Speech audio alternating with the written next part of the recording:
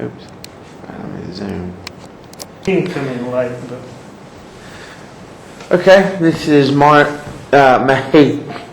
7th, 2009, and it is 4:50 on Thursday at the Burke Room, and this is Fire Department's oral history number 6 with... this is Doug Nantz. I started with the fire department in 1969 as a volunteer. Tried a couple times to get on as a volunteer and got turned down, and then finally did get on as a volunteer. And that was back when the department was mainly volunteers. They had a few paid people, but it was mostly volunteers completely, Yeah. First fire I ever went to was a riding lawnmower. Out when we got there. Wasn't much of nothing to it. Wasn't long after that, we had a fire, and a lot of people don't know what an Indian firefighter is, but they threw one of them on my back.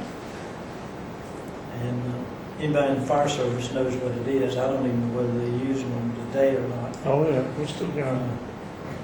Went off down through the woods. We had a woods fire. And on the way down, I was asking the guy beside me, don't remember who it was, I said, "How you turn this thing on?" And they just died laughing at me and said, "I'll get it. When you get down here at the bottom of this hill, we'll show you how to make it work." And you had to pump it. And there was 5 gallons of water on your back. It was heavy. And you had to pump like crazy and try to put this woods fire out. That was an experience. And back then, when you went on, you basically, your training was OJT, on-the-job training. It wasn't very little formal training then. And you just pretty much learned as you went along. So that's kind of the way it was back in the 60s. And then after that,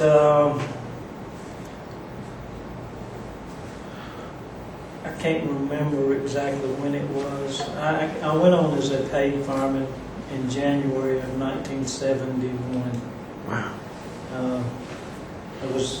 Had been running 2 service stations, my twin brother and I, and we were trying to get out of them because we was going broke. And we had a fire down on the West End at the old West End Cafe, and we'd put it out. And then about 2:30 in the morning, we had a recall. We did rekindle. We went down there. In the middle of that, it was cold that night. I don't remember. It must have been in January or December. I don't remember. But Claude Rogers, was taking a break on the back of the tailboard of one of the trucks, and I sat down beside him. Somebody brought some coffee down there. He said, "Well, I'm leaving. This is my last week." And I said, "Okay, I'm needing a job." So I went to the fire department the next day and talked with Howard Pender, who was the chief then, and that's how I got on as a full-time fireman. Okay. And I don't know when. Anyway, I went to work in 71, and I don't know how long it was, a couple of years. I made shift captain.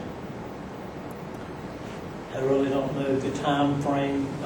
Back then, we didn't have anything but shift captain. There was no other rank in the fire department.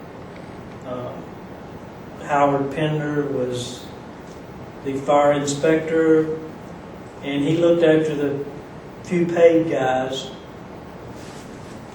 while he was there during the daytime. But now if the alarm come in, we had a volunteer fire chief, and Phil McLaughlin was the chief when I came on as a paid firefighter. And so it's kind of a strange setup in the fact that once the alarm come in, the person in charge was a volunteer fire chief. And Pete, which was hired, we called him Pete, basically he was not that involved in the fire suppression part of the department. And things went on just like that. We basically, the fire department in the early days, back when we had, it was basically, in my opinion, considered a liability, not necessarily a necessity. Funding and things like that was very minimal. We had old trucks. It wasn't until we got Rick McLean as a city manager that things seemed to change.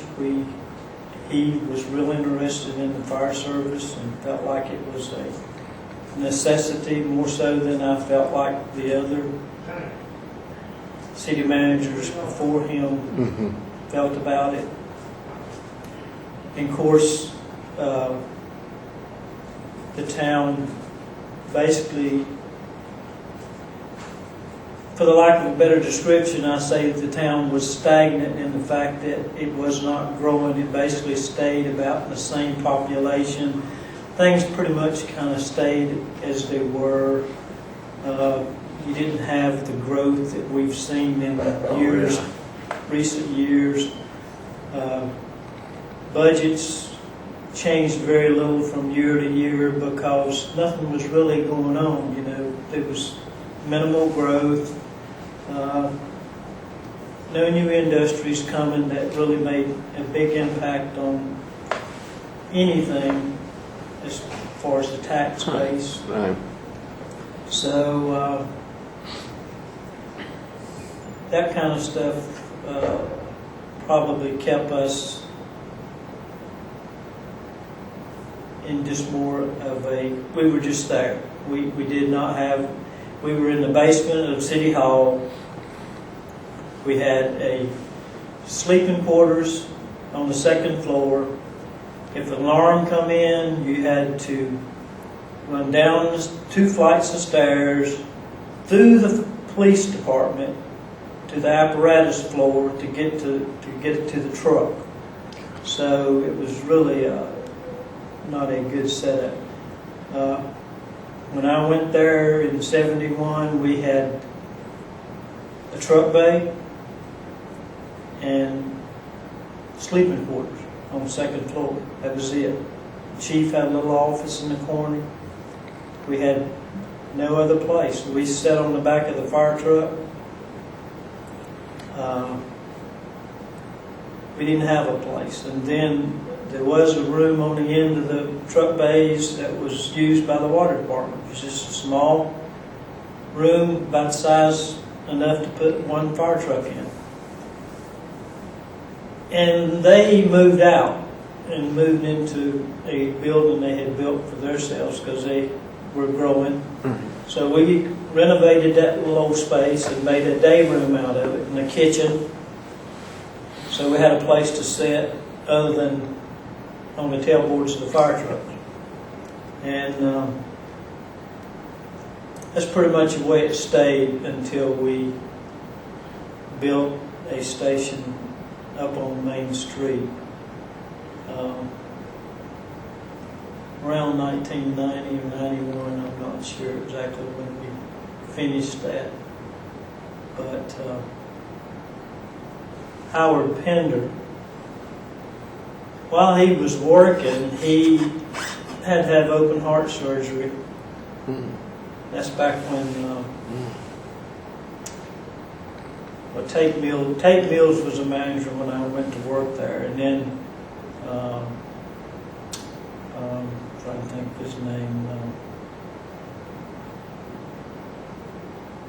Troy Scoggins took Tate's place when Tate retired. And so Troy was the city manager when Pete had to have his open heart surgery. And at that time, they made me interim chief while he was out. And I don't remember how many months he was out. He was out for a good while. And of course, when he came back, Pete and I pretty much got a kind of a bonding relationship in the fact that, you know, I had ran the job for him while he was gone. And so he continued to have me help him do some things in relation to his job. And then when he retired, and I'm trying to think, well, that was 87, I think it was 1987 he retired. And they made me interim chief again till they could do the process of trying to find a chief. And so went through that process, and I was lucky enough to be picked by the city manager, Rick McLean, at that time, Right. to be the new chief. And so I felt like that's when things really started to change for the fire department, not necessarily because I had gotten the position, but mainly because it was around 1990 is when, around the time the town really started to grow. Mm-hmm. All the things started happening, and racing come to the town, and pretty much from 1990 on, things, anybody that's been here knows, has just exploded. And so city manager come to me one day, and of course we were just busting out of the seams at the city hall, because we had a police department in the basement, fire department in the basement. They were growing and needed new staff members for different positions and different departments, and so everybody was needing space.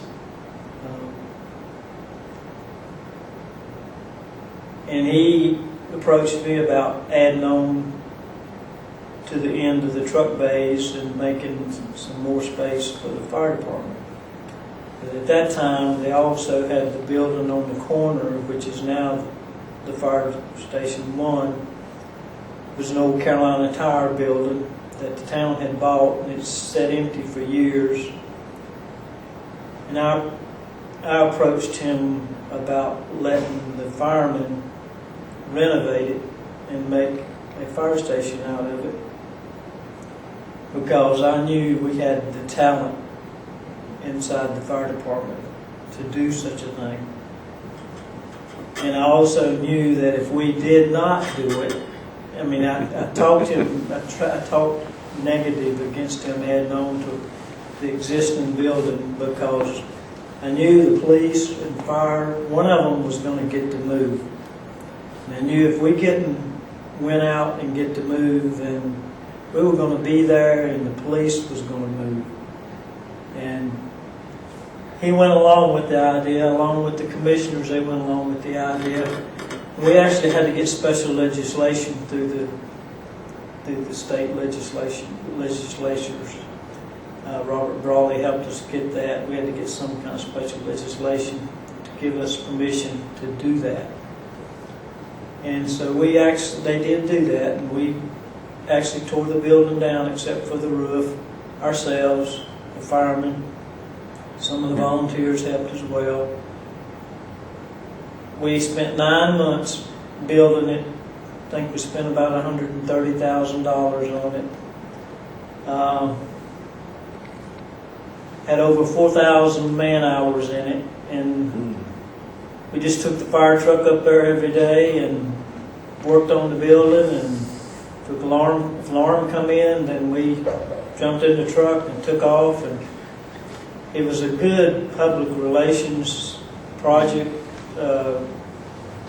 We'd be out there working and people come down the road on Main Street blowing the horn, waving, you know, and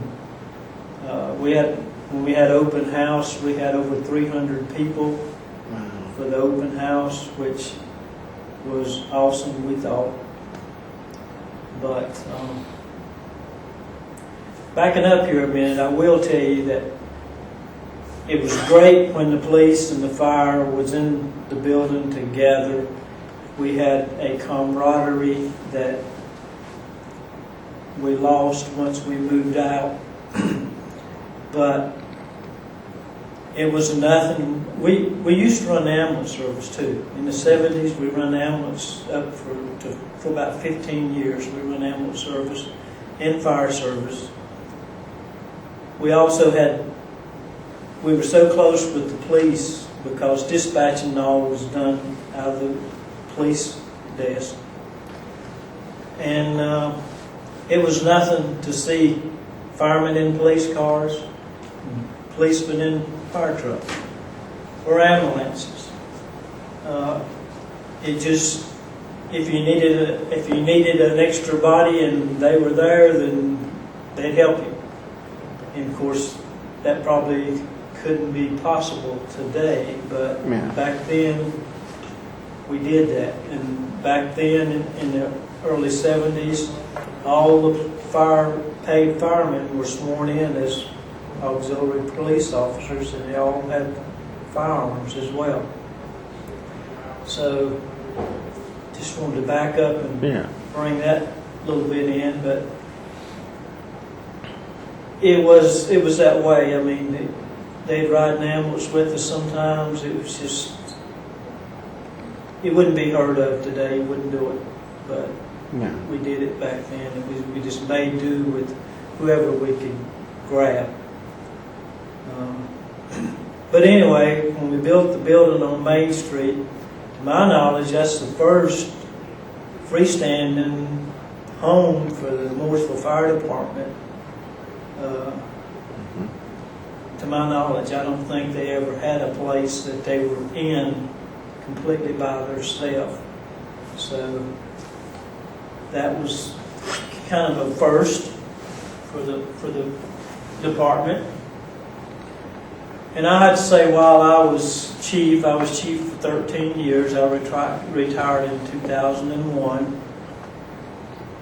And I have to give credit to the guys that worked for me. I considered them and myself as one and the same. Certainly I had to make decisions, and I had to make a budget, and I had to find money and ways to do things. But when I say the fire department did this or did that, we did it together. We did it. Things like building that building would have never happened, could not have ever happened, had not the people there being willing to do that, because nowhere in their job description does it say that they had to go out and build a building. So we accomplished a lot of things while I was chief, and I give them credit for everything that took place along with me. I look to it as a group effort, a team effort that would never have happened had we not all had input into it. Some of the things that comes to my mind is, I think, if I'm correct, the first EMT class where anybody was certified in Iredell County was the class for the Mooresville Fire Department. I also think that, well, I don't think, I know that, well, I don't know, the first Firefighter 1 class certification, to my knowledge, was the Mooresville Fire Department. Not 100% sure about that. If it wasn't first, we certainly was second. I do know for a fact that we were the first fire department in the county to go to large diameter supply hose, which is pretty much the norm today for fire departments. They use 4, 5, 6-inch supply lines from the hydrant to the fire truck. In the old days, they used 2.5-inch fire hose for supply. A 5-inch line would give you 8 times the water that you could get with the 2.5. So that was a big thing in the fact of being able to get enough water. You could get the old trucks we had carried like 350 gallons of water, 500 gallons of water, had a 500 gallon a minute pump on them. Well, with large diameter hose, you could buy pumps, 1,200 gallon a minute pumps, 1,500 gallon a minute, and I think now they even have 2,000 gallon a minute pumps on the trucks. But you couldn't buy a pump like that when you could not get the water to the truck. Whereas you can't pump at that 2,000 gallons of water a minute if you can't get 2,000 gallons of water to it. So that was a big thing. We were the first department in the county to use thermal imaging. I do know that. We bought the first one, cost $25,000. No, we'll forget it. And we bought every bit of it with money that was donated. Wow. I don't know how many thermal imaging cameras they have today. One thing, when I came on the department, we had 3 air packs, 3 breathing apparatus. And they made fun of you if you put one of them on. You had one mask for each of the 3 units, and if somebody used it and you had to take their place, then you had their old mask, whatever it looked like, it was yours to put on. So I made sure that everybody had their own personal mask. That was a thing that we did for the firefighters. Everybody paid and volunteer they didn't have their own whole set of breathing apparatus, but they had their own mask, and it was theirs. And if they messed it up and they wanted to put it back on messed up because they got sweaty and nasty, and so that was a thing that we did for them. And I'm sure there's some other things I can't. To my knowledge, the 65-foot aerial ladder truck was the first ladder truck I know of that the town purchased. If there was one before that, I'm not familiar with it.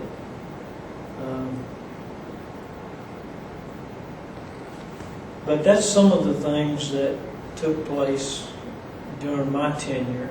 And if there's any more, they don't come to my mind right at the moment. Well, we've been asking too, speaking of memorable moments, what have been some of the more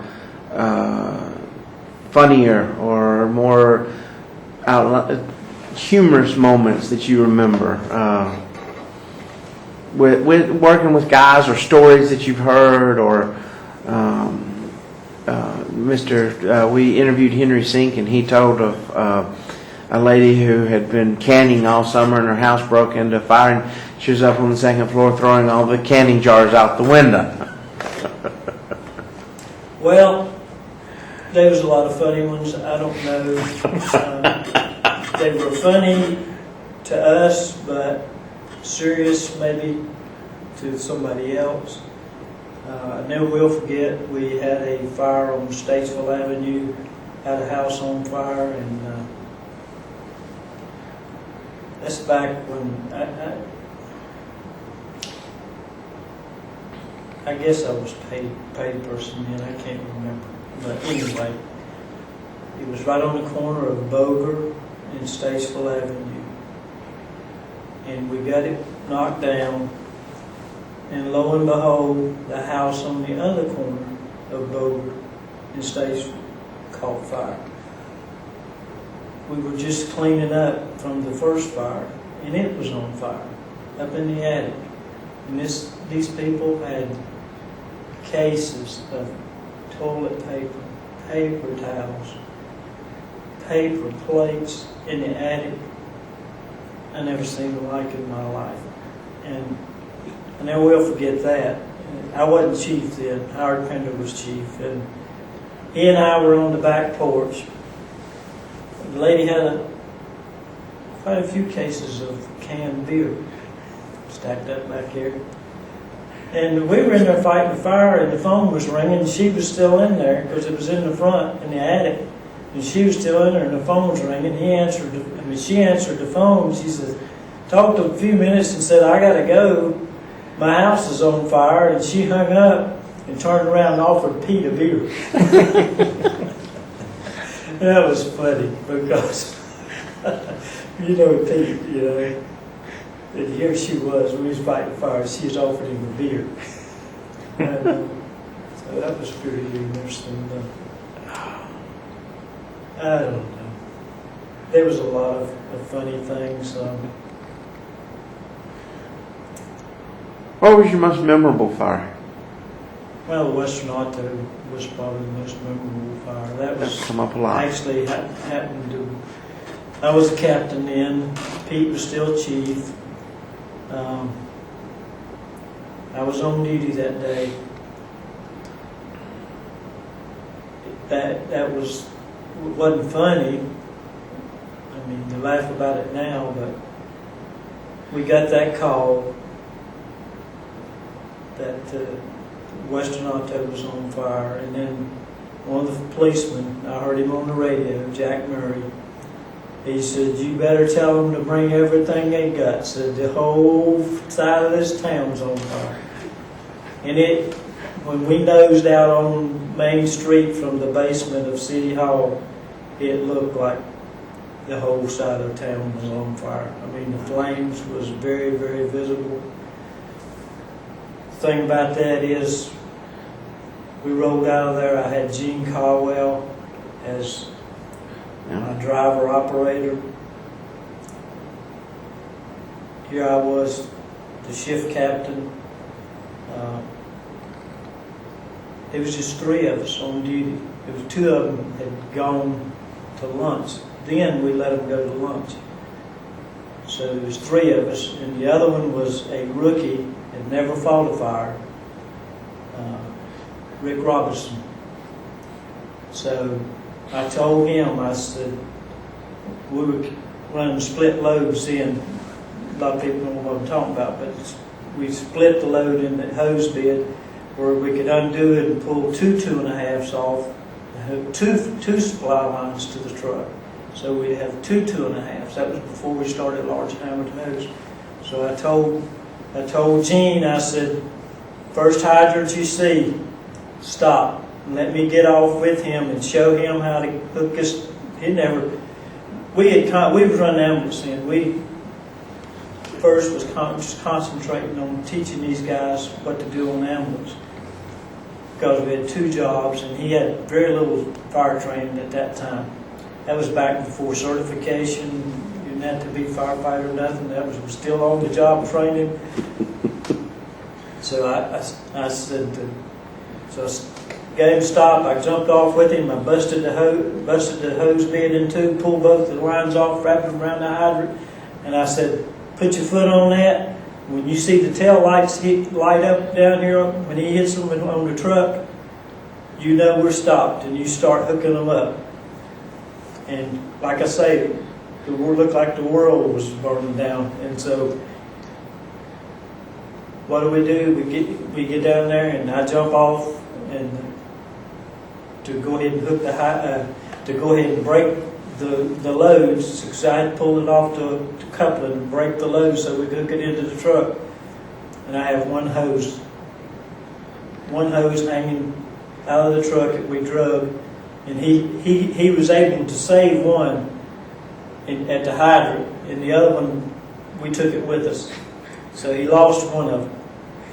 And so there we was with 1 2.5 supply, and the store fully involved.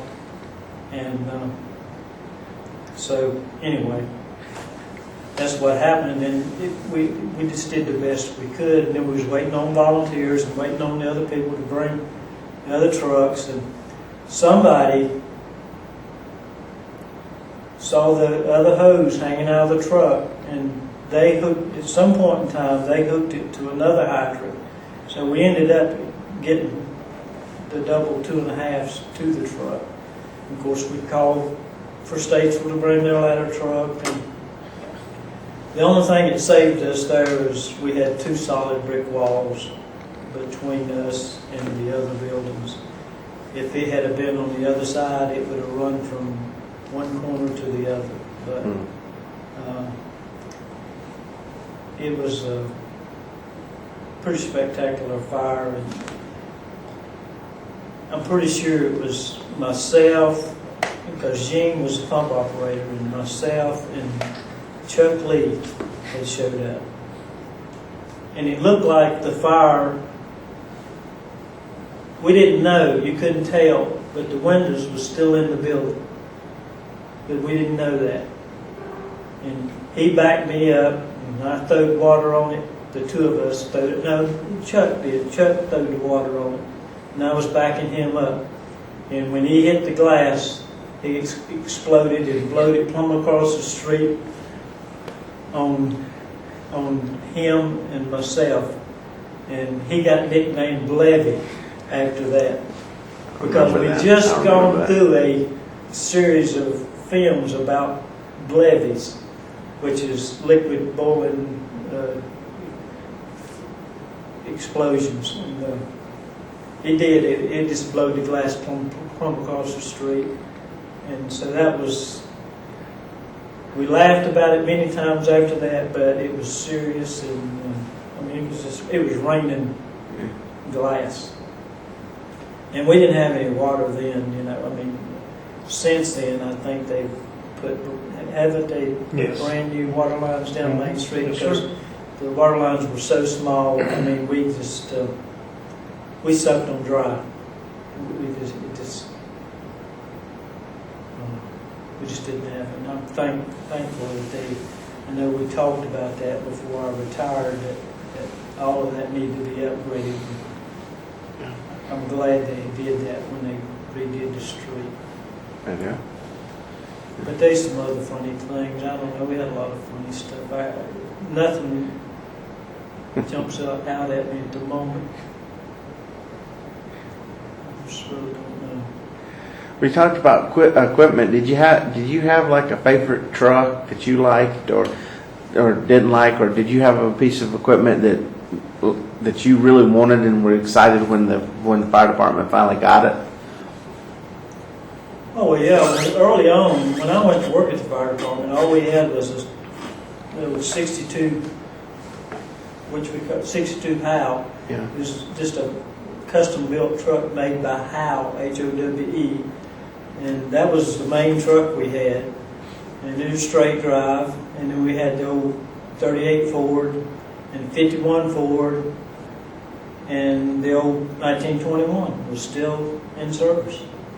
And I just made sure I got on the 62 or the 51 before that.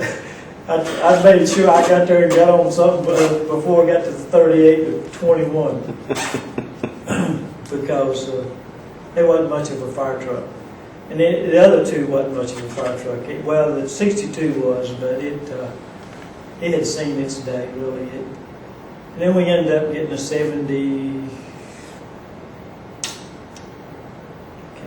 We bought a yellow fire truck one time. City manager said we was going to get a yellow fire truck. Tate Mills, we got a yellow one. They still have that truck? Yeah, still have it right now, but I think it's fixing to be retired. Yeah. 77, I believe. Yeah. 77, 76. I don't remember that one. 76. So we bought the 72, which was... Not yellow anymore, is it? No, it's red. The 72, Doug we ended up... it wasn't much of a truck. The day it come in brand new, it just wouldn't pull itself. But I was probably the most excited. The first truck I got to buy was the 65-foot telesquirt ladder truck, and I probably was the most excited about that truck because this is my first purchase as a chief, and it was the first ladder truck, and I think everybody felt like it was an awesome truck because it was automatic, air conditioned, had a whole lot of things that we wasn't used to. And I was real proud of the last truck I bought. I bought a truck right before I retired, and they still have it. It was a Quantum, a Pierce Quantum, and they still have it. I don't know what engine number it is. Number today. 4 now. But that was the top of the line truck that they was selling. Pierce was selling at the time, and I thought I got a fantastic deal on it when we bought it because well, I know I did. So I was proud of that truck, but I never did I did ride in it coming home from Wisconsin, but that's about all I had contact with. Let's see. We did buy, while I was there, we bought brand new breathing apparatus twice while I was chief, which I think y'all still using the Scots today. We're getting ready to get all brand new ones right now. Yeah, which is that's a big outlay of money. Yeah. And of course, over the years, anybody, if you've interviewed these others, will tell you, the firefighting gear and equipment has just gotten better and better and better. The bunker gear, clothing that you're wearing, it's called bunker gear, is just so good that you can. It's scary in the fact that I know we've had many classes when I was there where they preached to you not to feel like you was Superman because it was so good that you could get in trouble before you knew it. You couldn't feel the heat. Yeah. And so it's continuing to get better and better and better. Which is great. There's so many things that have come about for the safety of the firefighter. Let's see. I think that's about it. I think you got anything?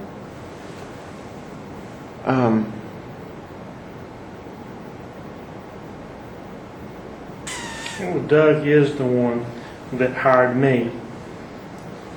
I finally got hired after I was a volunteer for 6 months, I believe it was.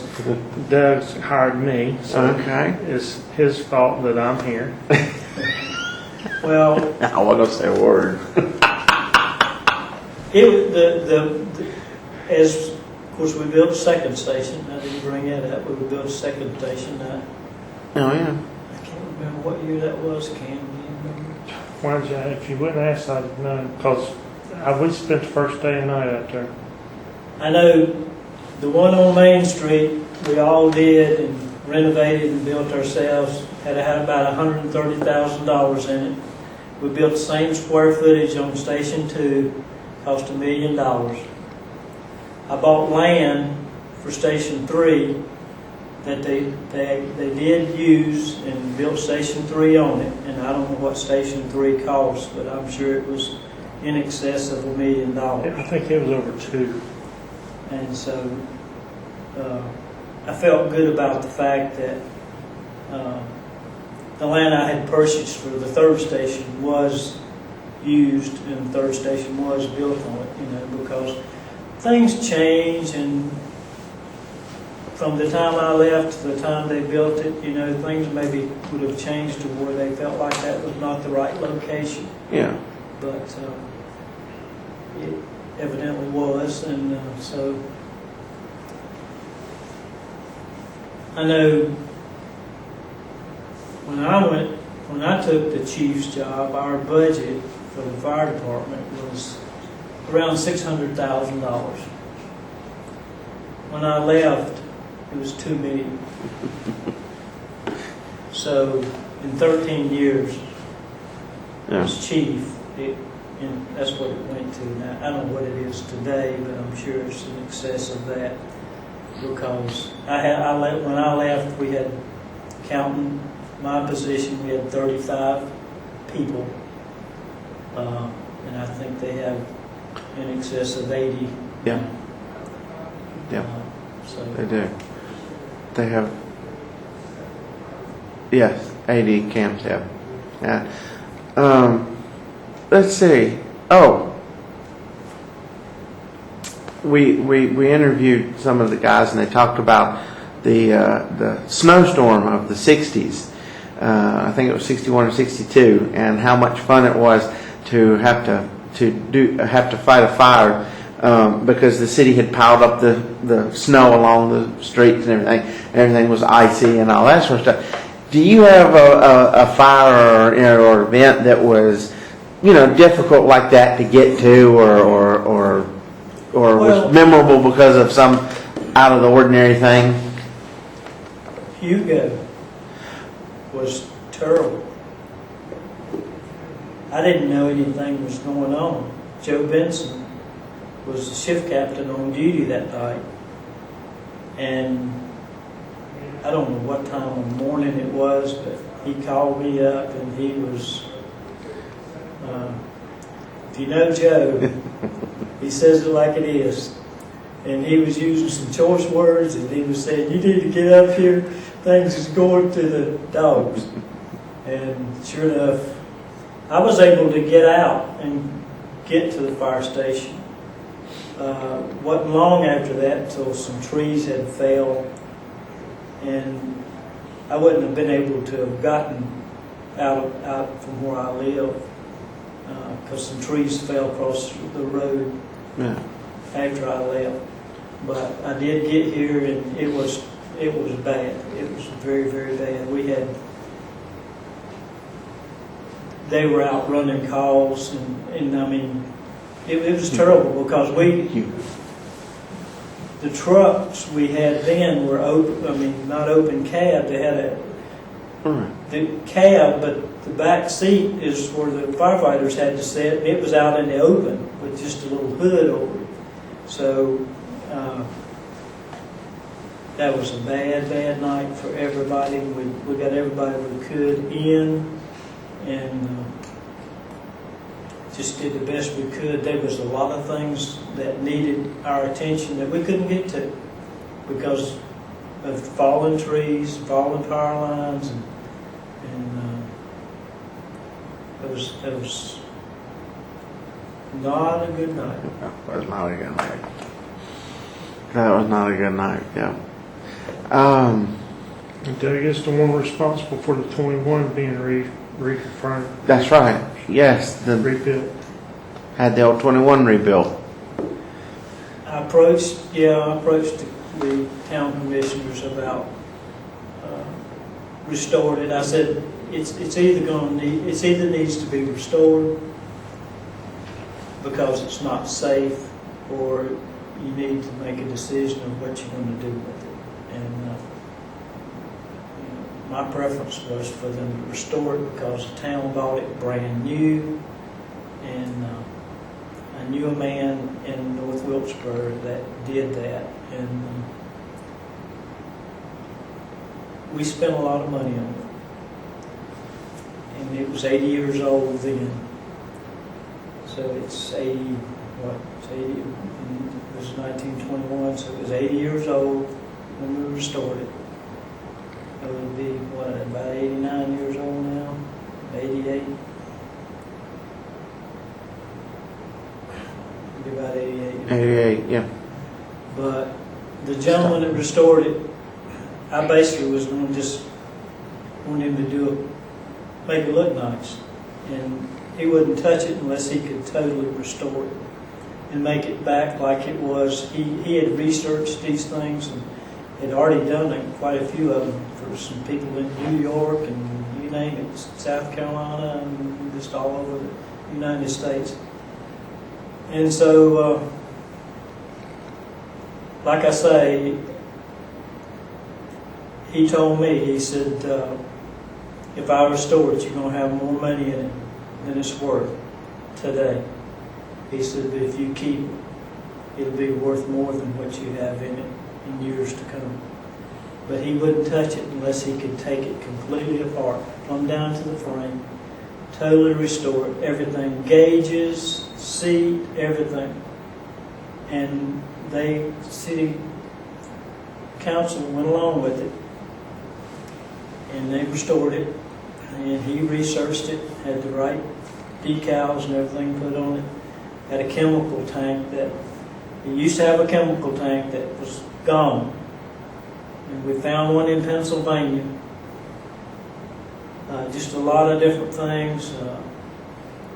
Had a mahogany steering wheel that was gone. Found one of them, and I put that back together. It was a piece of junk, and I put that back together myself.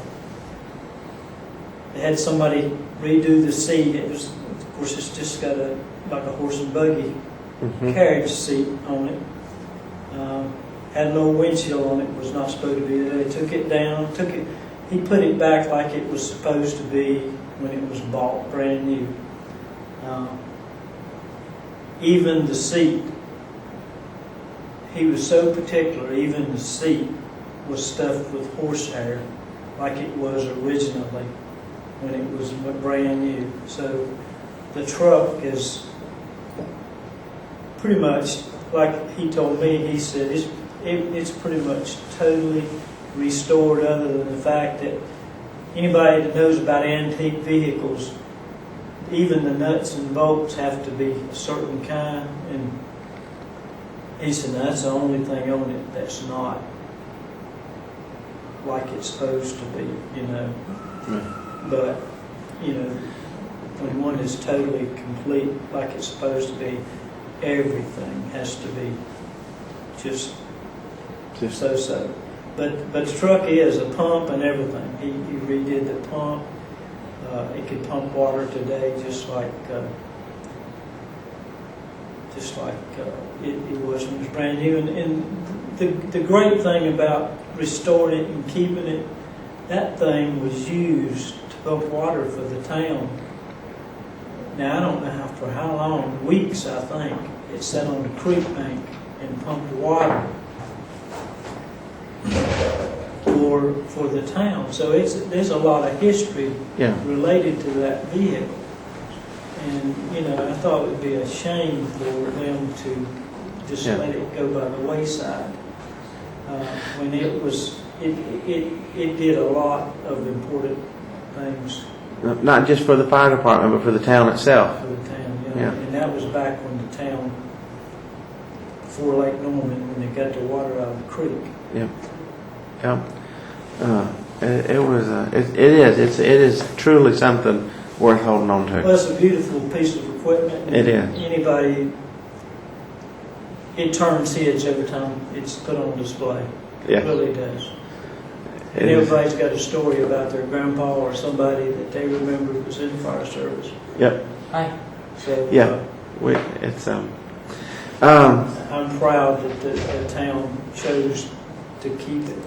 Spend the money on it. I guess you have any before I ask the sort of last question, or I think you're fine. you got anything? Yeah. Well, we've asked this of everybody, but and particularly since you haven't been chief and retired, what would you want to pass on to the Mooresville Fire Department, the new guys today, the new guys tomorrow, out of your experience, what makes the Mooresville Fire Department the Mooresville Fire Department that you'd want to keep it going, keep going to those guys? Well, you know, I hope they're proud of the fire department. I was certainly proud of the fire department. I always, Cam can tell you that I always, well, I know what it, no disrespect to anybody that was before me, but I wanted us to look professional and to be professional and earn the respect of the people we serve. Right. Not be, I just always seen us as public servants for the people that, we were here to do for them. Many times I have people, we go to a call and they'd be apologizing because it was a nothing call, and I say, this is great. It's great that we're here and nothing needs to be done, and everything's okay. But I hope they're proud of the department, and I hope they work hard to keep the respect and the dignity and the tradition that I think the fire department has had all these years, It's good. I had the utmost respect for everybody that worked with me. And I'm going to say with me, not for me. And I felt like I had the same respect from those guys too. I wanted them to know that whatever we were going to do, we were going to do it together. That, I wasn't going to stand over here and not be a part of what was going on. Now, certainly I didn't fight fires when I was chief, Right. but,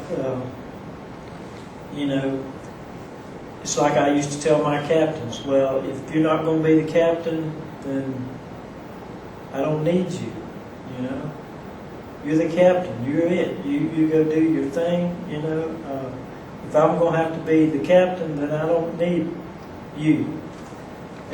But I think we had a good working relationship with one another, and I think we accomplished.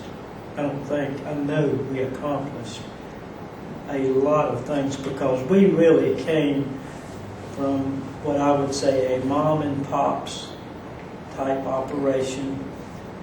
Just it being because nobody was interested in funding the fire department to the level it needed to be funded. It's such a blessing today that there's grants out there and there's funds and money that was not there, even when I was chief. But because of the misfortunes that we've had with terrorists and all, there is much more things out there for them. It's a great opportunity for somebody to serve their fellow citizens and feel good about what they're doing. If you don't, it takes a special, I think it takes a special person to be a firefighter. It's not, some people, it's not for everybody. Same thing with the police officer. It's not for everybody. But if you see one of them in uniform, a policeman or a fireman, they're wanting to be that, and they're, Yeah. I just hope they'll be proud of what they do and proud to serve their fellow citizens. I think that gets